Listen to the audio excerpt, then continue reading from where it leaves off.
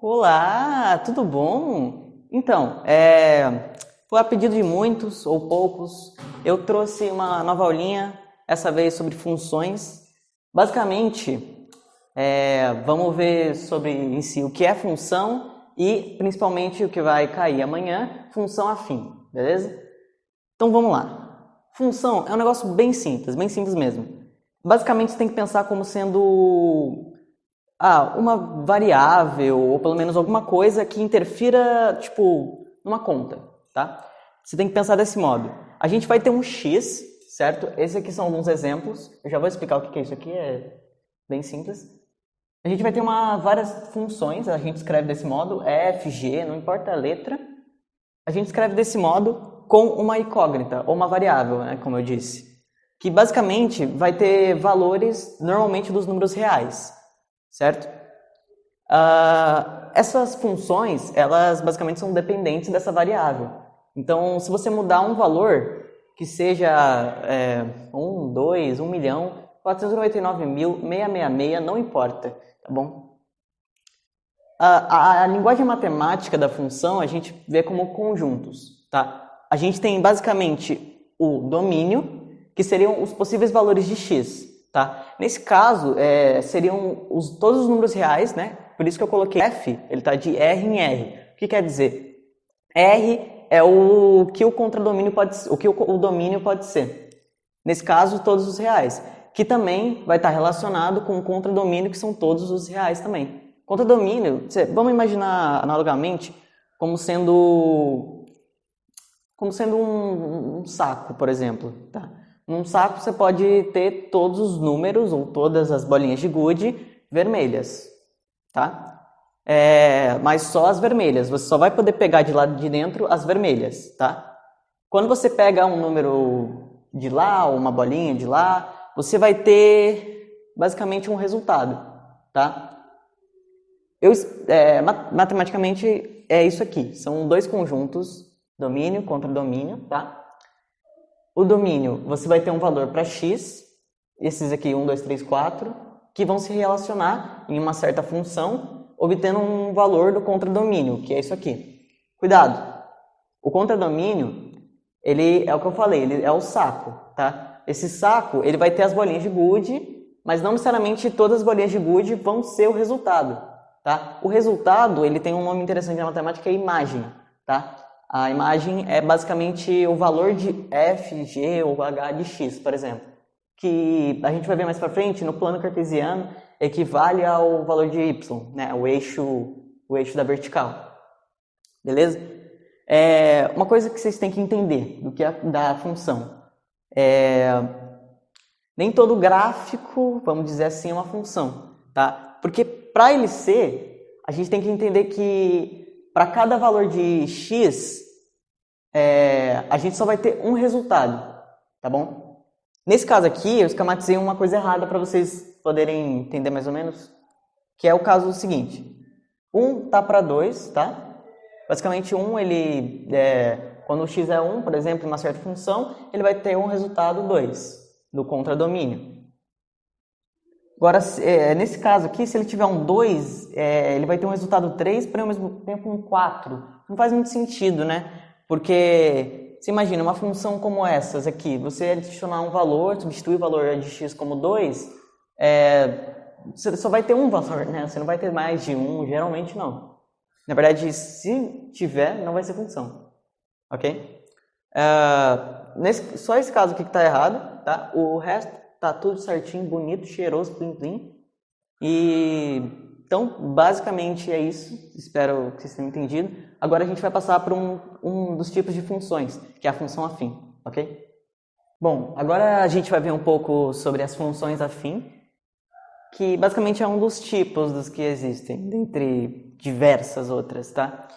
Basicamente, função afim, ela vai ter esse formato, ou seja, f de x vai ser igual a ax mais b. Ou seja, a gente geralmente chama ela de funções lineares ou algo assim, mas geralmente é porque elas representam as funções de equações de primeiro grau, tá? Então, toda vez que você vê isso, geralmente, seja em física, seja na própria matemática, você geralmente usa para representar coisas desse tipo, tá? Bom, a gente tem os componentes A e B, né? AX vai ser, esse caso aqui, vai ser o componente que basicamente vai dar o ângulo, tá? O A, no caso, vai dar o ângulo. Por isso ele é chamado de coeficiente angular. A gente tem esse exemplo aqui, dessa pequena função, representada no gráfico cartesiano, que a gente vai ver ela tendo uma certa curvatura para cá, certo? Um ângulo, vamos dizer, θ, tá? Vocês não precisam se atentar a isso, mas é só para comentar. A gente também vai ter o B, que é o coeficiente linear. O coeficiente linear, ele basicamente vai dizer aonde que a reta vai... aonde que a reta vai passar quando estiver no zero do x. Ou seja, nesse caso, a gente tem essa função f de x igual a 5x, que ela é chamada em si de função linear. Isso porque o b ele está zero, tá? Ou seja, como eu falei, o b ele representa onde a função passa no zero do x. Se o b ele é igual a zero, então, ao mesmo tempo que a reta vai passar no zero do x, ela também vai ser o zero do y. E por isso, ela chega nesse ponto que coincide dos dois. Certo? Eu sei que é muita coisa para explicar, mas vamos pensar de um modo mais claro. Se a gente tiver uma função, por exemplo, f de x igual a, vamos dizer, x sobre 2 mais 3, tá? O que vai acontecer nessa função? Ela vai ser basicamente uma função linear também. Na verdade não essa, mas em si a afim, né? Vai ter o y, vai ter o x. O que vai acontecer? X sobre 2, no caso o meio, vai ser o a, tá? Por quê? O que está multiplicando o x? Aqui não dá para ver exatamente, mas seria o meio. Seria como se tivesse seria como se tivesse em si um meio multiplicando, né? Porque isso aqui pode ser representado como isso, vezes isso, mais 3. Certo? Então, isso aqui seria o A. Certo? E isso aqui seria o B. O que acontece? O A, como eu falei aqui, vai ser o meio. B vai ser o quê? Vai ser o 3. Então, quando a reta passar no zero do x, ela vai estar passando quando tiver em 3. Não está proporcional, mas vai ser basicamente quando tiver em 3. Aqui no y. Ou seja, quando o f de x for... quando x for igual a zero, ou seja, no zero do x, a função vai ser o quê? Vai ser 3. Tá? Então, a gente vai ter uma reta passando por aqui, mais ou menos. Então... Opa! Mais ou menos. Enfim. É isto. A gente também vai ter a função constante, que ela vai estar representada como uma reta, basicamente, de novo, só que no caso paralela ao eixo do x. Isso porque ela é chamada de função constante por isso mesmo, porque ela é constante. Porque ela, independente do valor de x, vai ser o valor de b, tá? Porque o que acontece? Naquele exemplo, f de x igual a 7, o que eu estou dizendo? Estou dizendo que ela também é uma função afim, porque ela tem ela, de certo modo, apesar de não parecer, ela tem a expressão ax mais b, que no caso, o a ele vai ser 0, tá? E por isso que não aparece nenhum x ali. E o b vai ser 7, como a gente pode ver. E por isso, sempre, dependente do caso, ela vai, dependente do valor de x, vai ser 7, que no caso é o valor de b. Então, basicamente, são basicamente a definição geral da função afim, como ela atua, e agora a gente vai passar para alguns exercícios para vocês entenderem melhor, beleza? Alguma dúvida? Já comenta, sem problema. Leia a descrição que eu também vou colocar as fórmulas de novo. E vou tentar colocar um PDF, mas tá complicada a vida. Mas vamos lá. Bem, estamos de volta então aqui para fazer alguns exercícios. Vamos começar com esse aqui, exercício 1. f de x igual a k ao quadrado menos 49x menos 3. O que ele está pedindo na questão? Ele está querendo saber qual é o ponto, qual deve ser o valor de k para que essa função seja constante, certo? Então, qual o valor de k